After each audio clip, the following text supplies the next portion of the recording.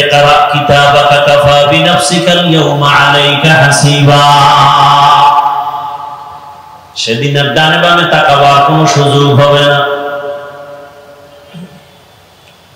কে আপন কে পর কোনো কথা বলার কোনো সুযোগ নাই। সব মানুষগুলো উলঙ্গ দাঁড়ানো থাকবে হাসরের মাঠে। কই বাহাদুর, কই নেতা, কই ইমাম, কই মুক্তাদি, কই পীর, কই মুরিদ, কই বক্তা, কই শ্রোতা, কই ডাক্তার, কই রোগী। বহু বক্তা তাকায় দেখবে জাহান্নামের গরম হাওয়া গায়ে লাগতেছে, কিন্তু বক্তার বয়ান শুনে বহু শ্রোতা হাসতে হাসতে জান্নাতে যাইতেছে। বহু পীর সাহেব দেখবে জাহান্নামের গরম, কিন্তু পীর সাহেবের সবক নিয়ে বহু মুরিদ আমল করিয়া হাসতে হাসতে জান্নাতে যাচ্ছে। বহু ইমাম সাহেব দেখবে জাহান্নামের গরম হাওয়া লাগতেছে, কিন্তু মুসল্লিরা বয়ান শুনে ইমামের নামাজ ধইরা জান্নাতে চলে যাচ্ছে। হিসাব বড় কঠিন। রহমতের নবী বলেন, আবু হুরায়রা থেকে হাদিস বর্ণিত, কিয়ামতের ময়দানে জাহান্নামে সর্বপ্রথম তিনজন লোক ঢুকবে। পরপর তিনটা লোক সবার আগে জাহান্নামে যাবে। এর মধ্যে একজন হবে গলা কাটা শাহীদ, আরেকজন হবে আলেম, আরেকজন হবে টাকা পয়সা দান করনেওয়ালা দানবী। দুনিয়ার সব বিবেক বলে তিনজন জান্নাতি, আল্লাহর আদালত বলবে তিনটা বিনা হিসাবে জাহান্নাম। জিন্দেগি বড় কঠিন। কিসের বাহাদুরি করি, অহংকারী করে কিসের উপরে? قال رسول الله صلى الله عليه وآله وسلم ألا كلكم راع وكلكم مسؤول عن رعيته। সাবধান হে উম্মত, তোমরা প্রত্যেকেই দায়িত্বশীল। আল্লাহর আদালতে দায়িত্বের কারণে জবাবদিহিতার কাঠগড়ায় দাঁড়াতে হবে। বাবা জান্নাতে যাবে বহু পরে, বহু তাবলীগওয়ালা, পীরের মুরিদ, জিকির করনেওয়ালা, পাগড়িওয়ালা বলতে গেলে ইচ্ছা করে গুনাহ করে নাই, তারপরেও ভয়। নিজে ভালো আমল করছে, সন্তানটাকে দাড়িওয়ালা বানাতে পারে না। উপযুক্ত মেয়ে কলেজে পড়ে বেপর্দা, সন্তান চাকরি করে সুদের টাকায়। কিয়ামতের দিনে বুজুর্গ সন্তানের কারণে জাহান্নামে যাবে। সন্তান মামলা পেশ করবে আল্লাহর কাছে, রব্বানা ইন্না আতা'না সাদাতানা ওয়া কুবারানা ফাআদাল্লুনাস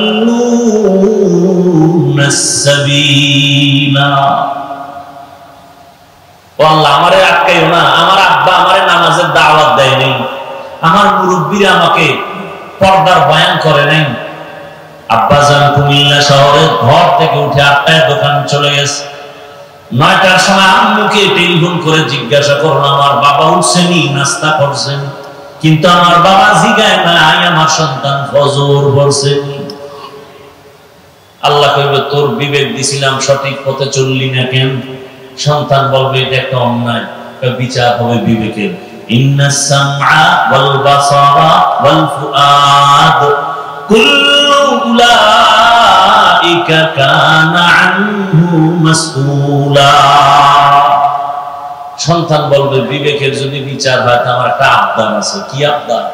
রব্বানা আতিহিম যিফাইনি মিনাল আযাব ওয়ালআনহুম লা'নান কাবীরা। আমার আব্বারে দুইটা দাও। আমার আব্বা আমাকে দাওয়াত দিল না কেন? আমার বাবা জুমার নামাজে গেছে, কোনদিন আমারে ডাকে না, চল জুমার নামাজে যাই। বড় কঠিন। হ্যাঁ, এই জন্য উলামায়ে কেরামের দোয়া করা উচিত সবার জন্য। আপনাদেরও সতর্ক হওয়া উচিত।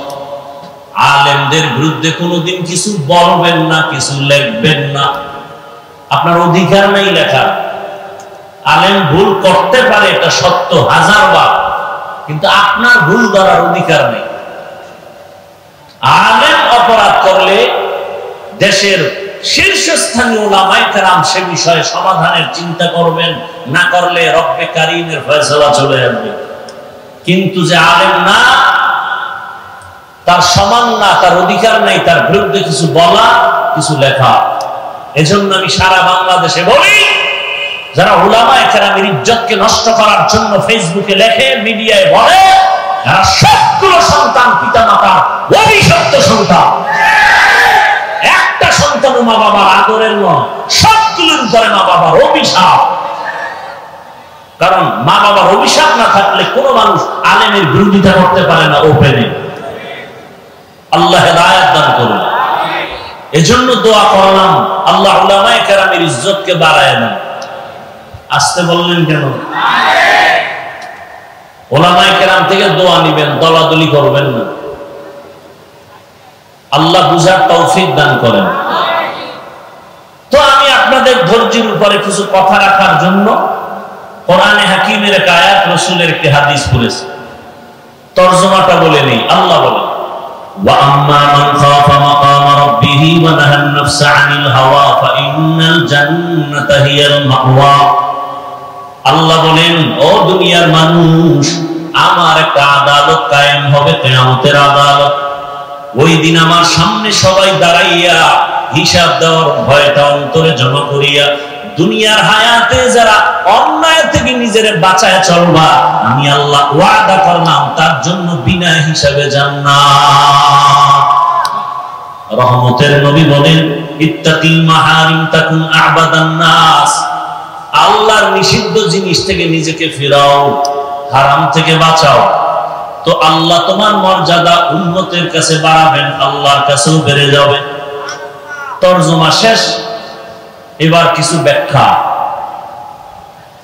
রবিউল আউয়াল সম্পর্কে আলোচনা হয়েছে যথেষ্ট পরিমাণ, তবে ভূমিকা স্বরূপ আমি 2-3 মিনিট রবিউল আউয়ালের কথা বলে মূল কিছু আলোচনা করব।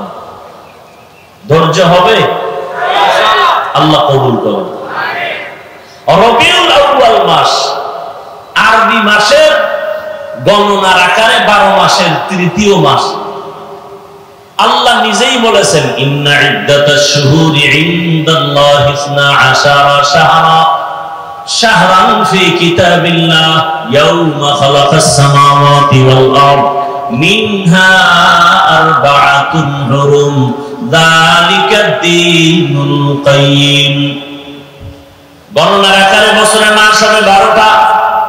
কিয়ামত পর্যন্ত কোন বছর 11 মাসেও হবে না, 13 মাসেও হবে না। আর এই 12 মাসের মধ্যে 4 মাস হবে আলাদা সম্মানের মাস। আর আমি আল্লাহর এই সিদ্ধান্ত স্থায়ী, সিদ্ধান্তটা করে আর আজিমে লাউহে মাহফুজে লিখে ফেলেছি। কোন দিন? আসমান জমিন সৃষ্টির দিন লিখে ফেললাম। বছরের মাস হবে 12টা, এর মধ্যে 4 মাস হলো একটু দামি সম্মানের মাস। সম্মানের মাস মানে ওই 4 মাসে ওই টাইমে যুদ্ধ বিগ্রহ উল্টা পাল্টা ভাবে চলতো, বেদিন বেঈমান মুশরিকরা, আল্লাহ তা নিষেধ করে দিলেন। এই 4 মাসে কোনো যুদ্ধ চলবে না, বিগ্রহ চলবে না, কোনো আন্দোলন চলবে না। ওই হুকুম এখন আর নাই। ওই 4 মাস অন্য মাসের তুলনায় একটু দামি। ওই মাসগুলোর নাম, প্রথম 1 মাস রজব, এরপরে জিকাদা, যুলহিজ্জা, মুহররম, এই 4 মাস। আল্লাহ পাক স্থায়ী সিদ্ধান্ত নিয়ে নিলেন, মুহররম একটা সম্মানের মাস। সিদ্ধান্ত আল্লাহ লিখেছেন লাউহে মাহফুজে। কোন দিন? আসমান জমিন সৃষ্টির দিন। এই 4 মাসের মধ্যে রবিউল আউয়ালের কোনো নাম নাই, রমাজানেরও নাম নাই। তার মানে কি ওই মাসগুলোর সম্মান নাই, দাম নাই? আছে। আল্লাহর কাছে এত দামের জন্য এগুলো স্বতন্ত্র। যেমন আম্মা জান আয়েশা রাদিয়াল্লাহু তাআলা আনহা রহমতের নবীর কাছে মাঝে মাঝে অনেক অজানা জিনিস জানার জন্য প্রশ্ন করতেন। একদিন আম্মাজান ভাবলেন, বাবা আবু বকর সিদ্দিককে নবী এত আদর করেন, ভালোবাসেন, পাশে ওমর, নবী যেখানে যান এক পাশে আবু বকর আর এক পাশে ওমর, পরামর্শ তাদের থেকে নেন। আমলেও তারা অনেক আগানো। আম্মাজান প্রশ্ন করলেন, ইয়া রাসূলুল্লাহ, আপনার সাহাবায়ে কেরামের মধ্যে সবথেকে দামি কে? আম্মাজান প্রশ্ন করলেন, ধারণা নিয়ে যে বাবার নামটা চলে এলো। নবীও বুঝতে পারছেন নবীজি বাবার নাম আর বলে নাই, আবু বকরের নাম না বলে বলে আমার সাহাবাদের মধ্যে খুব দামি আমার সাহাবী ওমরে ফারুক। কে? ওমরে ফারুক। আম্মাজান মনে মনে পেরেশান, আব্বার নাম কইল না, ওমরের নাম। নবী আবার বারবার এটাকে ট্রাই করে বলে, জানি আয়েশা ওমরের দাম কত? আকাশের দিয়ে তাকায় দেখো, নক্ষত্র দেখা যায়, গণনা করা যায় না। ওমরের এই পরিমাণ নেক আমল যা গণনা করা যাবে না। আম্মাজান ভাবে নাম কইব আব্বার, খালি ওমরের দা কেন? নবীও ঘুরাইতেছে, কয় না, বুঝতেছে আম্মাজান আয়েশার অবস্থা। এ ভাই আপনারা এমন করেন কেন? উঠার ব্যারাম থাকলে ঢুকলেন কেন? দাঁড়ায় দাঁড়ায় বয়ান শুনতেন, বাহিরে মন চাইলে দাঁড়াইতেন, মন না চাইলে বাইরে যে বিড়ি টানতেন। কেন ডিস্টার্ব করেন বলেন তো? দীর্ঘ টাইম আপনার বসার অভ্যাস না থাকলে ভেতরে ঢুকলেন কেন? আপনাদের মতো অন টাইম মানুষের জন্য তো বাহিরে মাইক লাগানো হয়েছে, কিন্তু বাইরে মাইকের দরকার ছিল না। কেন ডিস্টার্ব করেন? আপনি বুঝেন এই প্যান্ডেলের দাম কত? একটা অপরাধীকে থানায় নিয়ে পুলিশ এত আঘাত করে, কাঁদে না? আর এখানে বসে আল্লাহর ওলিরা বয়ান করেন, 200 হাত দূরে বসে মানুষ কান্না করে। বুঝেন কিছু প্যান্ডেলের মূল্য কত? বেতের বাড়ি দিয়ে চোখে পানি আনতে পারে না পুলিশ। আর কোরআনের বাগানে জাহান্নামের বয়ান যখন শুরু হয়, জীবনে মসজিদে যায় না, সব চুপ করে কান্না শুরু করে। বলেন তোকে মারবো কে? কেন ডিস্টার্ব করেন? ভালো না লাগলে বলেন, মোনাজাত দিয়ে চলে যান।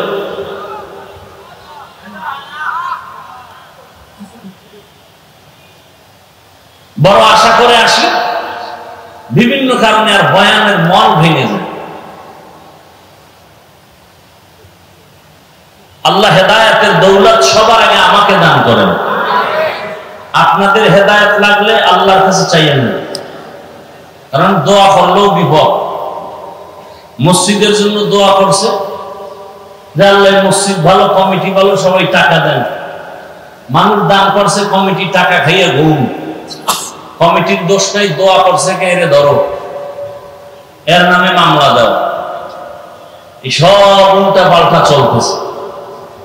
দেখছেন না 15 বছর জেলখানায়, এখন বেকসুর খালাস, কোনো দোষী নেই। কেমন সোনার বাংলায় জন্ম নিলাম। কেউ যদি একটা আইন করতো যে মিথ্যা মামলা দেবে, প্রমাণিত হলেই 6 বছরের কারাদণ্ড, তাহলে একটু শান্তি পাওয়া যায়। এখনো বহু আলেম জেলখানা, নিরীহ, দেখা কেউ নাই, খবর নেওয়া কেউ নাই, সবাই যার যার ধান্দায় আছে।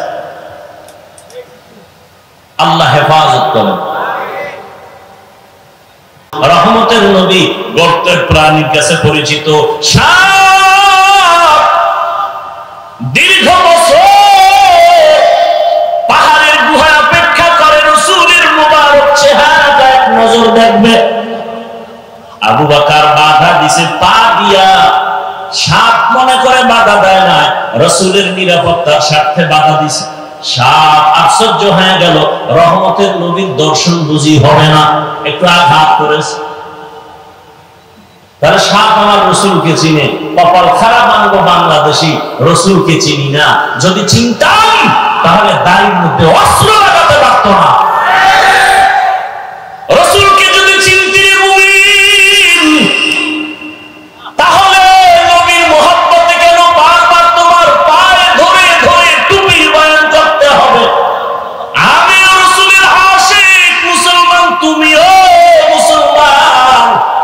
তোমার আল্লাহ আমার আল্লাহ দুই না এক? মুসলমান বেয়াদবি ক্ষমা চাই, হয়তো বলার ভাষার শব্দগুলো চয়নটা একটু কেমন জানো, বেয়াদবি ক্ষমা চাই। রসুলের উম্মত হিসাবে আপনার নবী আমার নবী এক না আলাদা? আল্লাহ, আমাদের কোরআন, বলেন সত্য কথা বলেন, আমাদের হাদিস, আমরা দুনিয়াতে আছি সিস্টেম। আপনাদের কালেমা আমার কালেমা দুই, আপনাদের ধর্ম আমার ধর্ম দুই, আপনাদের কাবা আমার কাবা দুই, সবে দুনিয়া থেকে বিদায় বেলা কাফনের সংখ্যা হবে আলাদা না? সবে আপনাদেরও 3টা কাফন হবে, আমাকেও 3টা কাফন হবে। টাকাওয়ালা মরে গেলে তাকে সম্মান একটা কাফন কেউ বাড়াবে না। রিক্সা ড্রাইভার গরিব যদি মরে যায় তার অসম্মানে বা গরিব হওয়ার কারণে একটা কাফন কেউ কমাইয়াও দিবে না। রিক্সা ড্রাইভারের যেমন 3টা কাফন, ধনী লোকেরও 3টা কাফন হবে, কালার হবে আলাদা।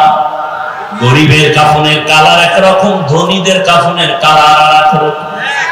ভালো করে বুঝো, কে ধনী কে গরিব, কে আলেম কে মূর্খ, কে ইমাম কে মুক্তাদি, কে পীর কে মুরিদ। যতই আজকে বক্তা বক্তা ভাব দেখাই না কেন, কাফনের ভেতরে ঢুকার পর সব বাহাদুরি বন্ধ হয়ে যাবে।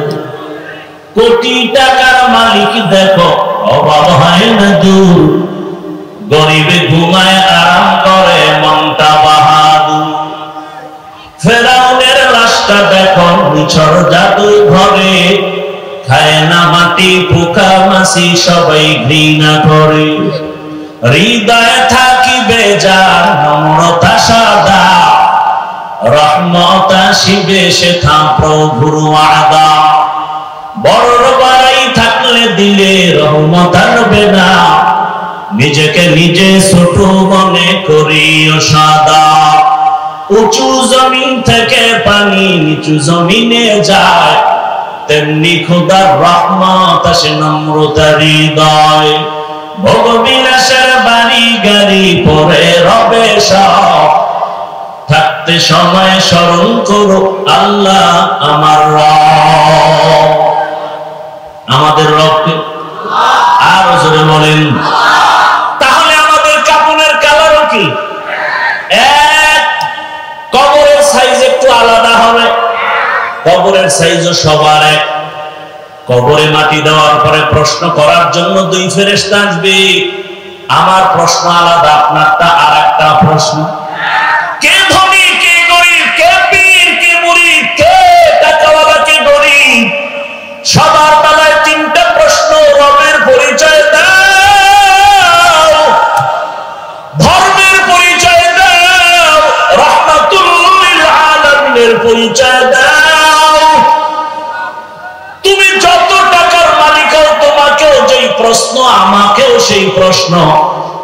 এই প্রশ্নের নবী বলেন যারা জবাব দিতে পারবে তার কবর হবে রওজাতুম মির রিয়াজিল জান্নাহ, আর যারা জবাব দিতে পারবে না তাদের কবর হবে হুফরাতুম মিন হুফারিন নার।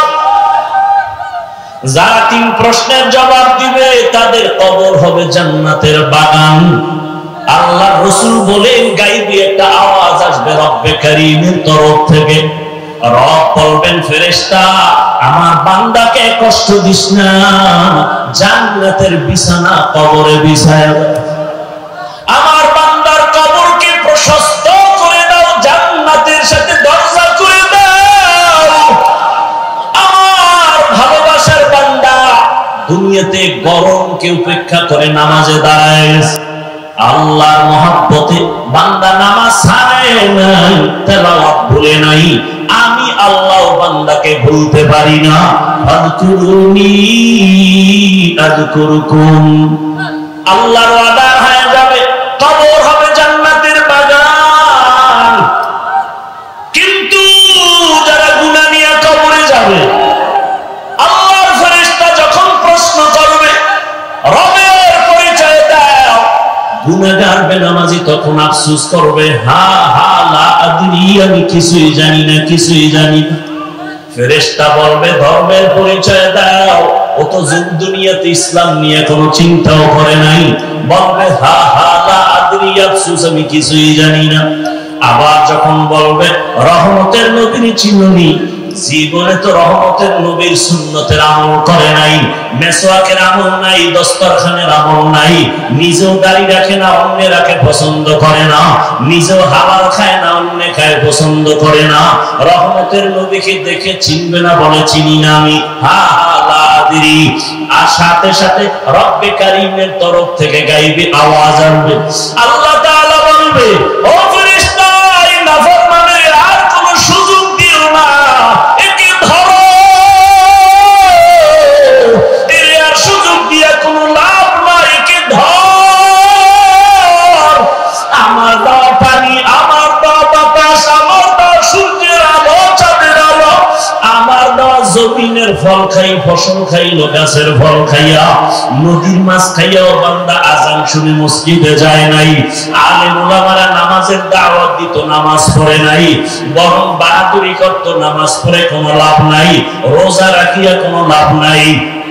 আমি আল্লাহ এত অন্যায় করার পরে দুনিয়াতে কিছু বলি নাই, আমার মহব্বত বাদ দিয়া আলেম ওলামাদের গালাগালি করত, নিজেও পর্দা করত না, যারা পর্দা করত তাদের গালাগালি করত। আল্লাহ বলবে ফেরেশতা, একে আর কোনো ছাড় দিয়া লাভ নাই, এর কবরটাকে দুই দিক থেকে এত জোরে চাপ দাও, এর কবরটা জাহান্নামের সাথে রাস্তা বানায় দাও। আল্লাহর ওয়াদারে কবরটা জাহান্নামের আগুনে ভরে যাবে। আল্লাহ বলবে কবরের মাটি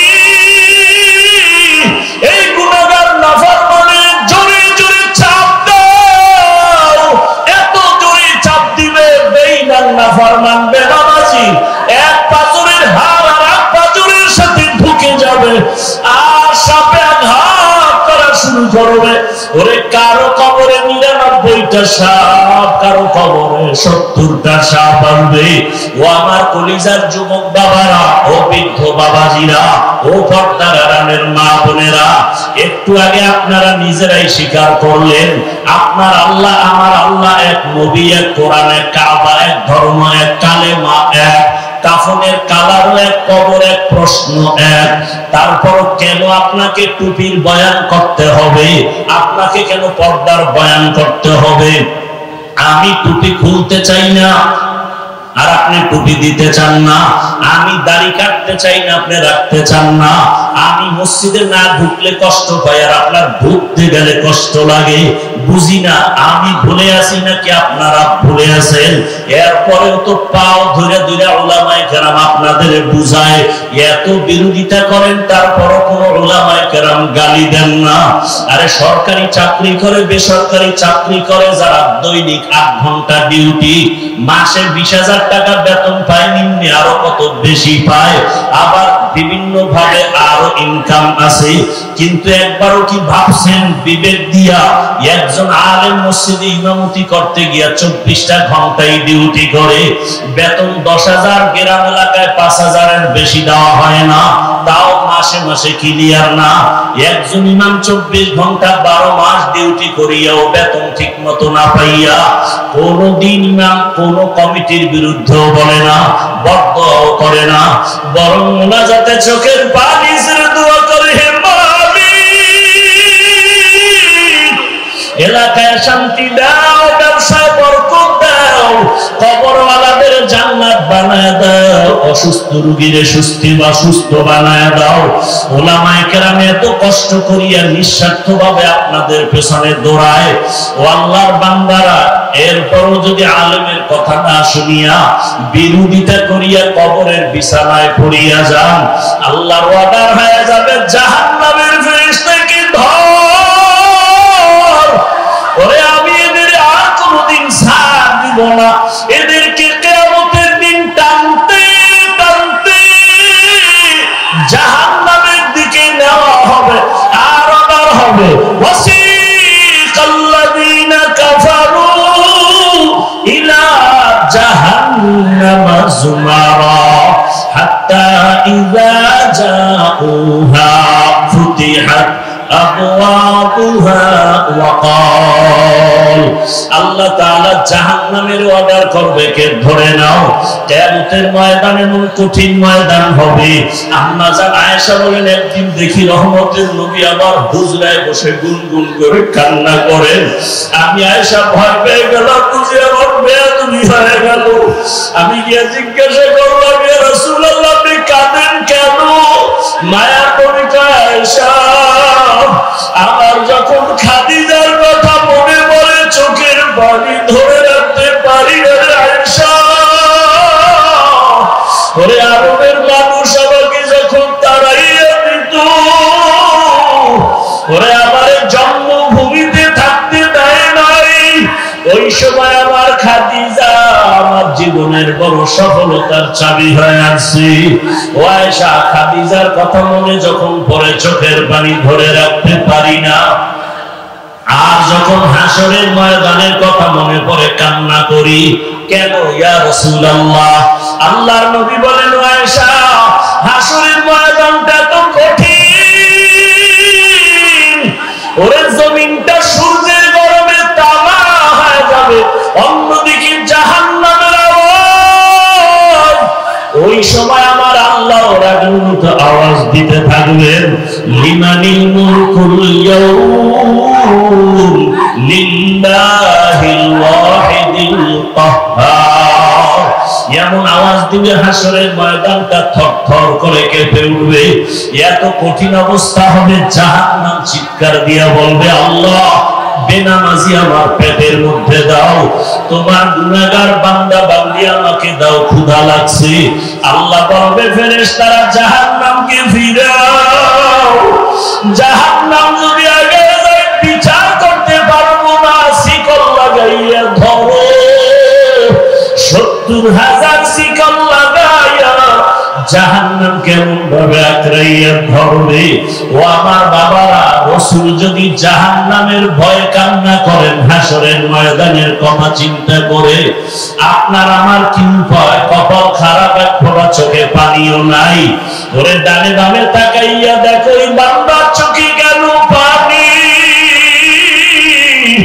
ওরে ও টাকার জন্য কাঁদে না বাড়ির জন্য কাঁদে না ওর অন্তরে জাহান্নামের ভয় ওর অন্তরে হাসরের ময়দানে সূর্যের গরমের ভয় ওই বান্দা কান্না করে চিন্তা করে টাকা পাইলাম বাড়ি পাইলাম গাড়ি পাইলাম সম্মান পাইলাম কিন্তু মরার পরে কি উপায় হবে সে চিন্তা তো করি নাই ছেলেও আমার কবরে যাবে না মেয়েও যাবে না আপন কেউ যাবে না এই চিন্তা যখন আসে চোখ দিয়া পানি বের হয়ে যায় রহমতের নবী বলেন আয়েশা এমন অবস্থা হবে আল্লাহ বলবে ৭০,০০০ শিকল দিয়া জাহান্নামকে ধরো আমি বিচার শেষ করার পরে তারপরে জাহান্নামকে ছাড়বা আল্লাহর ওয়াদারে জাহান্নামের গলায় শিকল লাগায় বাঁধবে ৭০,০০০ শিকলের গোড়ায় গোড়ায় ৭০,০০০ ফেরেশতা ধরিয়া রাখতে পারে না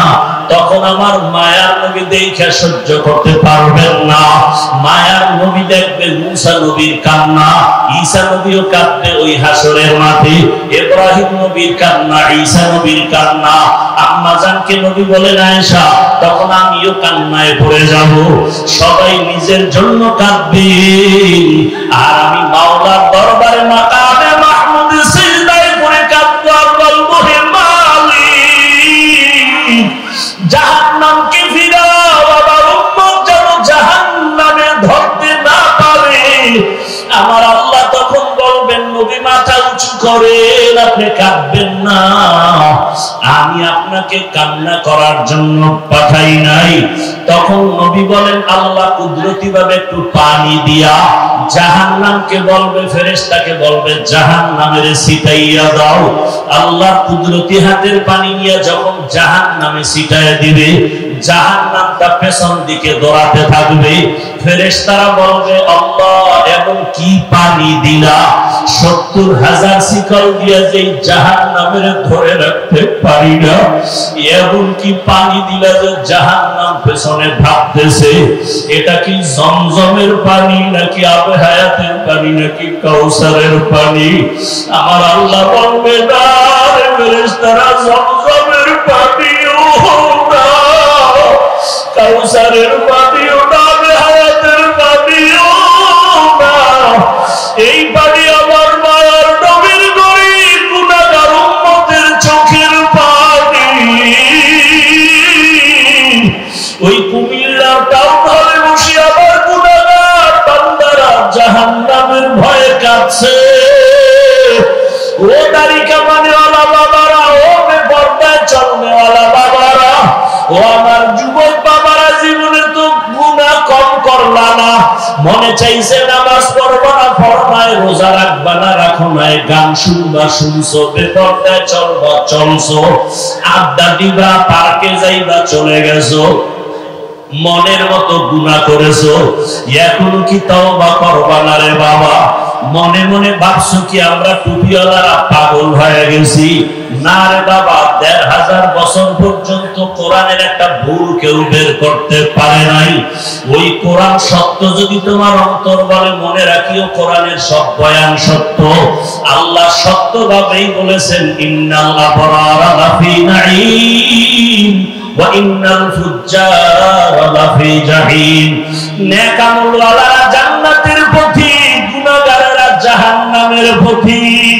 ওরে আজকে নফসের ধোঁকায় পড়িয়া যারা নামাজ পড়ো না, রোজা রাখো না, পর্দা করো না, হালাল খাও না, ও পর্দার আড়ালের মা বোনেরা, কয়েকদিনের দুনিয়ার রং তামাশা বাহাদুরি, এখনো সময় আছে তওবা করেন।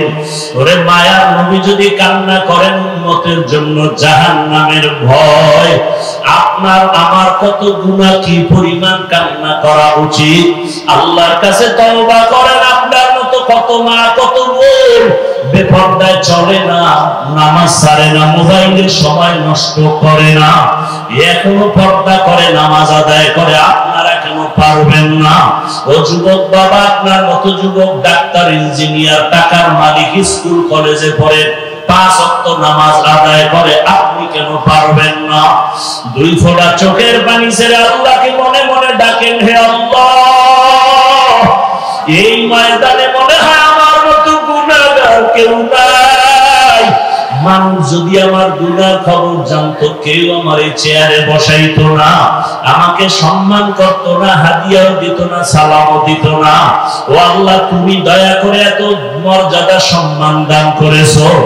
এতদিন গুনাহ, তারপরে নফসের ধোঁকায়, শয়তানের ধোঁকায় কত রাত্র মোবাইলে তাকাইয়া গুনাহ করতে করতে রাত কাটাইছি। মোবাইল নিয়ে হাতে, হাতের গুনাহ, কানের গুনাহ, চোখের গুনাহ, অন্তরের গুনাহ করে রাত কাটাইছি। ও আল্লাহ, বুঝতে পারি না, আজকে থেকে তওবা করে ফেলতেছি। দুনিয়াতে সূর্যের গরম সইতে পারি না, হাসরের ময়দানে জাহান্নামের গরম কেমন করে সহ্য করব? আজকে থেকে তওবা করে নিলাম, আর গুনাহ করবো না, নামাজ ছাড়বো না, দাড়ি কাটবো না, বেপরদায় চলবো না।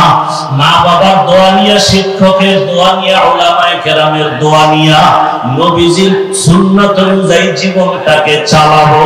তওবা করার মতো যদি কারো নিয়ত হয়, 2 হাত আমার আল্লাহকে দেখাইয়া দাও। আয় আল্লাহ, হাতগুলো কবুল করে নেন, তওবা কবুল করে নেন, তওবার উপরে মজবুত হইয়া চলার তৌফিক দান করেন, আমিন। আলহামদুলিল্লাহি রাব্বিল আলামিন, ওয়াসসালাতু ওয়াসসালামু আলা সাইয়্যিদিল আমবিয়াই ওয়াল মুরসালিন ওয়া আলা আলিহি ওয়া আসহাবিহি আজমাইন। ইয়া আরহামার